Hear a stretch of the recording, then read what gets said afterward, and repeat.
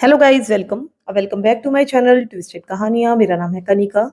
आज मैं आपके लिए लेकर आई हूँ एक ट्यूसडे स्टोरी। और आज मैं आपको एक नहीं बल्कि दो स्टोरी सुनाने वाली हूँ। तो सीधे शुरू करते हैं हम अपनी स्टोरी।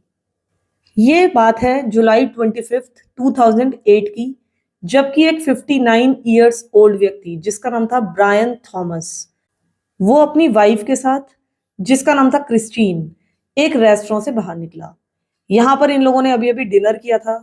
वो लोग अपना बहुत अच्छा समय साथ में स्पेंड कर रहे थे। उनको बहुत ही अच्छा महसूस हो रहा था क्योंकि उन दोनों के आपस में बहुत ही अच्छे संबंध थे। वो इस समय वेल्स के एक छोटे से गांव में मौजूद थे। ये जो रेस्टोरेंट था, ये इसी गांव में था। और ये रेस्टोरेंट एक वाटर कोस्ट के किनारे था। अब फिलहाल वो इस रेस्टोरेंट से बाहर आ चुके थे। वो साइड में ही वॉक कर रहे थे। जितना भी साइड में पानी मौजूद था, उसमें रेस्टोरेंट की जितनी भी लाइट्स थी, उनका रिफ्लेक्शन पड़ रहा था। ये दोनों उसको निहार रहे थे, आपस में बातें करते हुए वहां पर टहल रहे थे। इन दोनों ने देखा कि जो आसमान में चांद है, उसका रिफ्लेक्शन भी उस पानी पर पड़ रहा था। इसके अलावा बहुत अच्छी खासी वहां पर लहरें उठ रही थी और बहुत ज्यादा ब्यूटीफुल नजर आ रहा था। ब्रायन ने उसी समय पलटकर अपनी वाइफ की तरफ देखा। उसकी वाइफ उसको उस समय बहुत गॉर्जियस लगी। फिर वो अपनी वाइफ को देखकर स्माइल करने लगा, क्योंकि अभी हाल ही में ये दोनों एक बहुत बड़े स्केयर से उभरे थे। कुछ दिनों पहले ब्रायन की वाइफ क्रिस्टीन अपना रूटीन चेकअप कराने के लिए एक हॉस्पिटल में गई थी। वहां पर उसके जितने भी सिम्टम्स थे, उन्हें देखकर डॉक्टर्स ने ये शक किया था कि शायद उसको कैंसर हो सकता है। और फिर आपको पता ही है कि अगर किसी को पता चले कि उसको कैंसर है या हो सकता है, तो ये समय उसके लिए बहुत ही ज्यादा खतरनाक होता है, बहुत ज्यादा डरा देने वाला होता है। तो इन लोगों ने क्रिस्टीन के बहुत सारे टेस्ट कराए थे। उसको तरह तरह के टेस्ट से गुजरना पड़ा था, जो कि काफी तकलीफदेह भी थे। और इन सारे टेस्ट को कराने के बाद अब इनको इंतजार करना था, जब तक इन टेस्ट का नतीजा ना आ जाता। ये जो समय था, जो इंतजार का समय था, ये उनके लिए एब्सोल्यूट टॉर्चर का समय था। बेसिकली जो ब्रायन और क्रिस्टीन थे, वो अपने आप को तैयार कर रहे थे उन नतीजों के लिए, क्योंकि इन लोगों को कहीं ना कहीं लगने लगा था कि क्रिस्टीन को सच में ही कैंसर है। फिर फाइनली वो दिन भी आया जबकि इन सारे टेस्ट के नतीजे सामने आने थे, और उससे ये पता चला कि क्रिस्टीन को कैंसर बिल्कुल भी नहीं है, वो पूरी तरह से फिट है। और ये सुनकर क्रिस्टीन और ब्रायन ऑब्वियसली बहुत ज्यादा रिलीव्ड महसूस करने लगे। और अगर इन दोनों में भी देखा जाए तो ब्रायन बहुत ज्यादा रिलीव्ड महसूस कर रहा था, क्योंकि अचानक से उसको लगने लगा था कि वो अपनी 40 सालों से साथ रह रही वाइफ को खो सकता था। अब उसको अपनी वाइफ की इंपॉर्टेंस पता चलने लगी। ये लोग पिछले इतने सालों से साथ में थे, इन लोगों ने साथ में मिलकर एक फैमिली बनाई थी। और देखा जाए तो ब्रायन के लिए क्रिस्टीन अब दुनिया की सबसे ज्यादा इंपॉर्टेंट पर्सन ऑब्वियसली बन चुकी थी। ब्रायन ने यह भी महसूस किया कि उसने कभी भी क्रिस्टीन को बहुत ज्यादा अप्रिशिएट नहीं किया। जो कुछ भी क्रिस्टीन ने उसके लिए किया है, उसके लिए वो कभी उसकी बहुत ज्यादा तारीफ नहीं करता, कभी भी उसको बहुत ज्यादा स्पेशल ट्रीटमेंट नहीं देता है। तो अब जब से ब्रायन को पता चला था कि क्रिस्टीन पूरी तरह से फिट है, उसको कैंसर नहीं है, तब से ब्रायन पूरी तरह से क्रिस्टीन के लिए कमिटेड हो गया था। वो उसको बहुत ज्यादा लव एंड अफेक्शन शो कर रहा था। उसको रेस्टोरेंट लेकर जाया करता था, वेकेशंस पर लेकर जा रहा था। और बहुत ही ज्यादा इनके बीच में जो बॉन्ड था, वो स्ट्रांग हो चुका था। तो फिलहाल जो ब्रायन था, वो क्रिस्टीन को ऐसी ही एक वेकेशन पर लेकर आया था वेल्स के इस गांव में। क्रिस्टीन और ब्रायन ने कुछ दिनों पहले ही एक कैंपर वैन खरीदी थी, ताकि इनको बार बार होटल्स में चेकआउट ना करना पड़े। ये लोग अपनी कैंपर वैन में रह सकते थे, अपने कंफर्ट में घूम सकते थे, और जहां चाहे वहां पर रुक सकते थे। तो ये लोग ड्राइव करके ही वेल्स के इस पार्ट में आए थे। और इस वेकेशन के बाद इन लोगों की आगे लंबी चौड़ी प्लानिंग थी। ब्रायन ने इसके बाद भी बहुत सारी वेकेशंस को सेट कर रखा था, प्लानिंग कर रखी थी। और वो चाहता था कि वो अपनी वाइफ के साथ करीब करीब पूरे ग्रेट ब्रिटेन में इसी कैंपर वैन से घूमे। तो अब आगे चलकर इन दोनों का बहुत ही ज्यादा बिजी स्केड्यूल प्लान्ड था। फिलहाल तो ब्रायन इस मोमेंट को एंजॉय कर रहा था। उसको अभी अभी एक नई खुशी मिली थी, जो कि अपनी वाइफ की इंपॉर्टेंस को पहचानने की खुशी थी। ये दोनों ही काफी अच्छा महसूस कर रहे थे। थोड़ी देर तक ये यहाँ पर वॉक करते रहे, बात करते रहे, लेकिन इसके बाद फाइनली ये लोग थक गए। और इन लोगों ने डिसाइड किया कि ये वापस अपनी कैंपर वैन की तरफ जाएंगे। ये लोग अपनी कैंपर वैन में पहुंचे, अंदर गए, अपने बेड पर जाकर सो गए। लेकिन 4 बजे से, यानी कि सुबह के 4 बजे से थोड़ी देर पहले ब्रायन अचानक से उठ गया, उसकी नींद खुल गई। उसको ये महसूस हुआ कि वो अपनी कैंपर वैन के तो अंदर है, लेकिन उसे ऐसा लग रहा था कि कोई और भी इस कैंपर वैन में मौजूद है। हालाँकि उसको कुछ भी समझ में नहीं आ रहा था, वहाँ पर अच्छा खासा अंधेरा था, बहुत ज़्यादा उसको कुछ भी नज़र नहीं आ रहा था। उसको समझ में ही नहीं आ रहा था कि आखिर उसकी नींद खुली क्यों? जब उसकी आँखें थोड़ा-सा अंधेरे की अभ्यस्त हो गई, तो उसने रियलाइज़ किया कि अंदर एक व्यक्ति वाक़ई में मौजूद है, जो कि उसकी कैंपर वैन के अंदर खड़ा हुआ है। वो कैंपर वैन के दरवाजे के पास था, जो कि वहाँ से, इनके बेड से करीब 10 टू 15 फीट की दूरी पर था। अब ब्रायन ऑब्वियसली ये देखकर बहुत ही ज़्यादा घबरा गया, उसको समझ में ही नहीं आ रहा था कि वो क्या करे। वो बिल्कुल फ्रोज़न रह गया, वो बस इस व्यक्ति को घूरता जा रहा था और सोचने की कोशिश कर रहा था कि वाक़ई में ये सब कुछ सच है या फिर वो सपना देख रहा है। इस व्यक्ति ने पूरे काले रंग के कपड़े पहने हुए थे, ऊपर से नीचे तक। अब इस व्यक्ति ने हिलना शुरू कर दिया, ये इन्हीं की तरफ बढ़ने लगा। पहले तो ये लेफ्ट की तरफ जा रहा था, लेकिन इसके बाद ये बेड की तरफ आने लगा और अभी भी जो ब्रायन था, वो पूरी तरह से फ्रोज़न था, उसको समझ में ही नहीं आ रहा था कि वो क्या करे? उसको लग रहा था कि शायद ये सब कुछ सपने में हो रहा है। तभी अचानक से इस व्यक्ति ने पलंग पर चढ़ना शुरू कर दिया और बेड के उस साइड पर जाने लगा जहाँ पर क्रिस्टीन सो रही थी।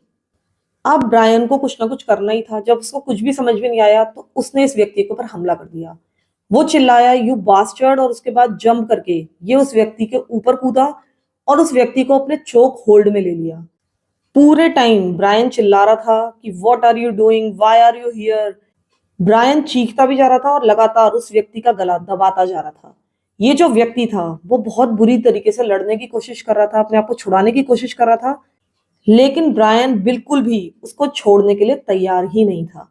उसके बाद एक समय ऐसा भी आया कि ये व्यक्ति बिल्कुल भी हिल-डुल नहीं रहा था, बिल्कुल स्टिल हो गया। तब ब्रायन ने उसको छोड़ दिया और तब देखा कि वो व्यक्ति मर चुका है।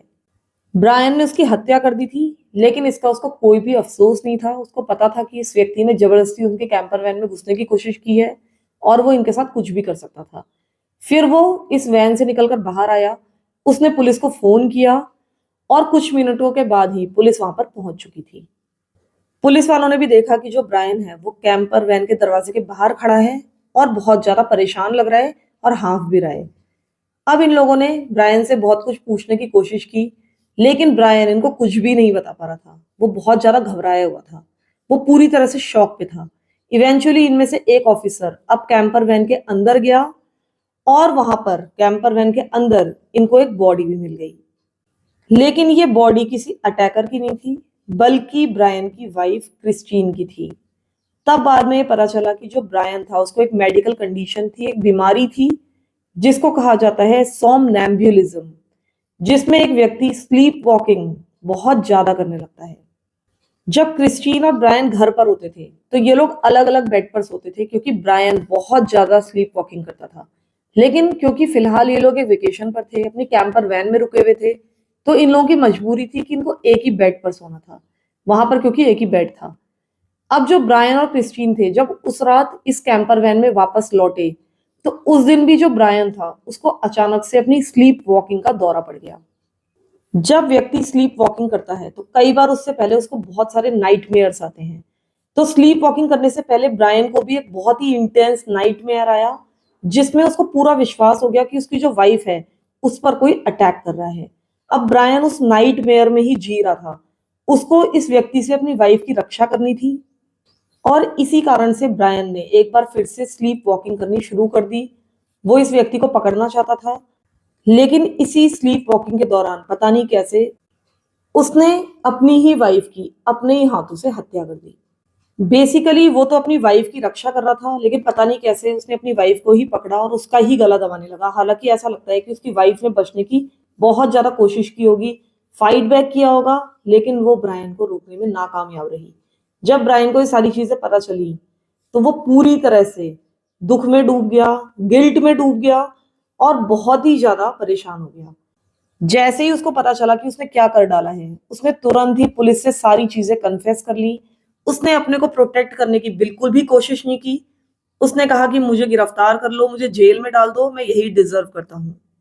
ब्रायन को अरेस्ट भी कर लिया गया, लेकिन उसके बाद नवंबर ऑफ 2009 में जब उसकी हियरिंग चल रही थी, तब जज ने कहा कि मैं तुम्हारे ऊपर लगे सारे चार्जेस को ड्रॉप करता हूं। उसने ब्रायन के ऑफिशियल कन्फेशन को सुन लिया था और सुनकर उसको बहुत ज्यादा बुरा लगा था। उसको ब्रायन के ऊपर बहुत ज्यादा दया आई थी। उसने कहा कि मुझे पता है कि तुमने जानबूझकर अपनी वाइफ की हत्या नहीं की है, तुम एक बहुत ही अच्छे और डिसेंट व्यक्ति हो। उसने ये भी कहा कि मुझे पता है कि तुमसे गलती हो गई है और आगे की जिंदगी तुम अब बहुत ज्यादा दुख में और बहुत गिल्ट में बिताने वाले हो, जो कि अपने आप में एक बहुत बड़ी सजा है और यही पनिशमेंट तुम्हारे लिए काफी है। तो उसके बाद ब्रायन को छोड़ दिया गया। बाकी पूरी जिंदगी उसने अकेले जी।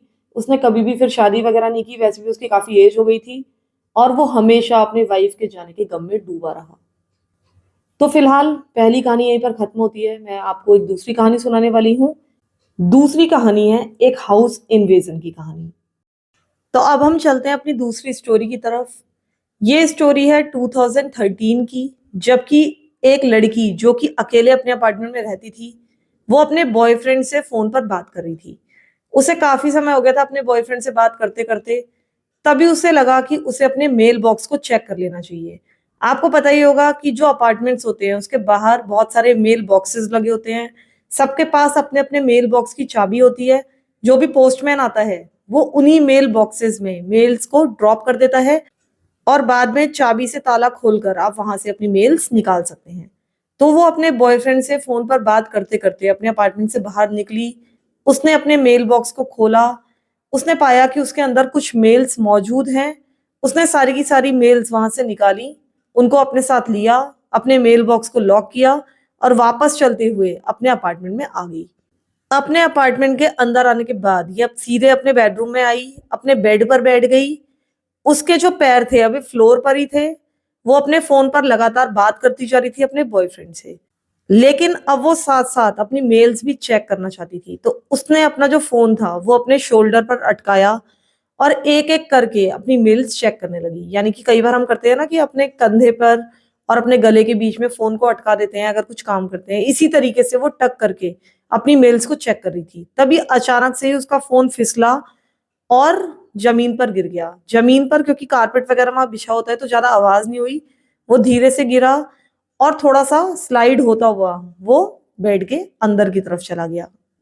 अब वो जो लड़की थी वो थोड़ा सा इरिटेट हो गई जब फोन इस तरह से गिर गया, लेकिन वो झुकी और अपना फोन उठाने की कोशिश की। लेकिन उसने पाया कि वो जो फोन था वो उसके हाथ की रेंज में नहीं था, शायद वो बेड के काफी अंदर तक चला गया था। तो उसने अब अपनी मेल्स नीचे रखी, नीचे बैठी, नीचे झुकने के बाद उसने अपना हाथ बढ़ाकर अपने फोन को ढूंढना शुरू किया। जैसे उसने चादर ऊपर की और बेड के नीचे झांका तो उसने पाया कि इसका फोन तो बेड के नीचे मौजूद था, लेकिन साथ ही उसके बेड के नीचे एक और व्यक्ति भी मौजूद था जिसका मुंह उस लड़की की तरफ नहीं था, यानी कि उसका फेस दूसरी साइड था, दीवार की साइड। वो व्यक्ति एक फीटल पोजीशन में उस पलंग के नीचे लेटा हुआ था। अब उस लेडी को समझ में नहीं आया कि मैं क्या करूं, लेकिन उसने समझदारी से काम लिया। उसने उस समय कुछ भी नहीं बोला। उसने धीरे से हाथ बढ़ाकर अपने फोन को उठाया। किसी तरीके से उसने अपनी चीख को दबा लिया था। फिर वो उठी, वो अपने बॉयफ्रेंड से फिर से बात करने लगी। वो नॉर्मली अपने बॉयफ्रेंड से बात कर रही थी। उसने बातों ही बातों में अपने बॉयफ्रेंड से कहा कि मैं जल्दी से क्विक शावर लेकर आती हूँ, यानी कि नहा कर आती हूँ और उसके बाद मैं तुम्हें फोन करूंगी। फिर अपना फोन हाथ में लेकर ये सीधे अपने बाथरूम में घुस गई, तुरंत ही घुस गई। अपने डोर को उसने लॉक किया। उसके बाद उसने शावर को ऑन कर दिया, यानी कि ऐसा लगे कि अंदर पानी चल रहा है। फिर उसने अपनी विंडो खोली और उसके बाद वो विंडो से बाहर की तरफ आ गई। वो फर्स्ट फ्लोर पर रहती थी। फर्स्ट फ्लोर से नीचे उतरना उसके लिए आसान था। पाइप वगैरह की सहायता से वो धीरे से फर्स्ट फ्लोर से उतरकर ग्राउंड फ्लोर पर आ गई। उसने सड़क क्रॉस की और सड़क क्रॉस करके सामने जो गाड़ी थी, कुछ गाड़ियां खड़ी थी, उसके पीछे जाकर छुप गई और तब उसने पुलिस को फोन किया। तुरंत ही पुलिस वहां पर पहुंच गई। पुलिस अब इस लड़की के अपार्टमेंट के अंदर गई। उन्होंने रंगे हाथों इस क्रेजी और कुछ पागल जैसे दिखने वाले आदमी को गिरफ्तार कर लिया। तुरंत ही उसको हथकड़ी लगा दी गई।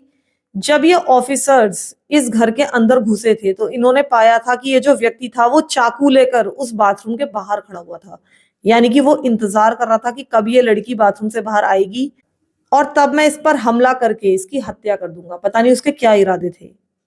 बाद में इस व्यक्ति ने तो बहुत ज्यादा कुछ नहीं बताया। वो एक क्रेजी व्यक्ति था, थोड़ा सा पागल था। ये लड़की ये मानती है कि जब वो अपनी मेल लेने के लिए, यानी कि मेल बॉक्स को चेक करने के लिए अपने फ्लैट से बाहर आई, तो शायद वो बातों ही बातों में इतनी ज्यादा डिस्ट्रैक्ट हो गई थी कि उसने ठीक से अपने अपार्टमेंट डोर को बंद नहीं किया होगा और उसी दौरान उसके अपार्टमेंट के अंदर ये व्यक्ति घुस चुका था। वो व्यक्ति उसके बेड के अंदर छुप गया और आराम से वहां लेटकर मौके का इंतजार कर रहा था। लेकिन ये चांस की बात है कि उसका फोन उस बेड के नीचे गिर गया। उस फोन के गिरने से ही उस लड़की की जान बच गई थी। अगर उस दिन उसका फोन ना गिरता तो वो आज जीवित ना होती। उसका फोन गिरा, उसने उस व्यक्ति को देखा, समझदारी से काम लिया कि वो चीखी चिल्लाई नहीं, चुपचाप बाथरूम में घुस गई और इस तरह से उस लड़की ने अपनी जान बचा ली। उसके लिए एक बहुत ही ज्यादा खतरनाक एक्सपीरियंस था ये। वो जो व्यक्ति इसके घर से पकड़ा गया था उसको एक मेंटल इंस्टीट्यूशन में भेज दिया गया। यही पाया गया कि वो पूरी तरह से क्रेजी था, पागल था, लेकिन वो एक खतरनाक व्यक्ति था। बाद में इस लड़की का बॉयफ्रेंड इसके साथ ही इस अपार्टमेंट में मूव कर गया। ये लड़की उस दिन के बाद से बहुत ज्यादा घबराती है, लेकिन बहुत ज्यादा सावधान हो चुकी है।